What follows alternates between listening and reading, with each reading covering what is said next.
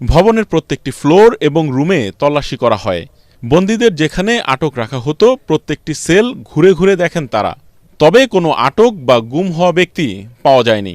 একটি পাজামা রয়েছে এখানে ঝোলানো, এই যে পাজামা, একটি গামছা রয়েছে এবং এই যে এই সেলে কিছু আছে। এখানে মাদ্রাসার ছাত্ররা ছিলেন। এখানে আরেকটি সেলের দিকে যাব, এখানেও ঠিক একটু এই সেল, দুইটি সেল একটু বড় অন্য সেলগুলোর চাইতে। এগুলো ফাঁকা, একদম পরিষ্কার করা, মেঝেগুলো টাইলস করা এবং এই সেলের এক পাশেই হলো বাথরুম রয়েছে। বাথরুমের এখানে আপনাদের একটু দেখানোর চেষ্টা করব।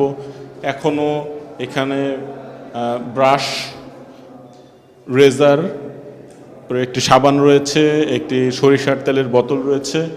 এছাড়া এইখানে একটি ক্রিম রয়েছে, এটি হলো অ্যানোস্টেট ক্রিম। আমরা তো জানি না, আজকে একদিন দুই দিন যাবত রাষ্ট্রের কোনো কর্তৃপক্ষ নেই। আমরা জানি পুলিশ সেখান থেকে চলে গেছে। আমাদের ভাইরা কি খাবার পাচ্ছে নাকি মারা যাচ্ছে ওখানে? কেন তাদেরকে এখানে আনা হলো? আমরা এটার একটা সুষ্ঠু অবস্থান চাই, আমরা দেখতে চাই যে ওখানে কারা আছে। এজন্য আমরা এখানে অবস্থান নিয়েছি আমাদের দাবিটা প্রকাশ করার জন্য, শান্তিপূর্ণ অবস্থান। 2023 সালের অক্টোবরে আমাকে গুম করা হয়। আমাকে মাগরিবের সালাতের পরে আমাকে মসজিদ থেকে তুলে নিয়ে যাওয়া হয় এবং আমার চোখ মুখ বাঁধা ছিল, আমার হাতে হাত করা ছিল। আমি জানতাম না কারা আমাকে তুলে নিছে।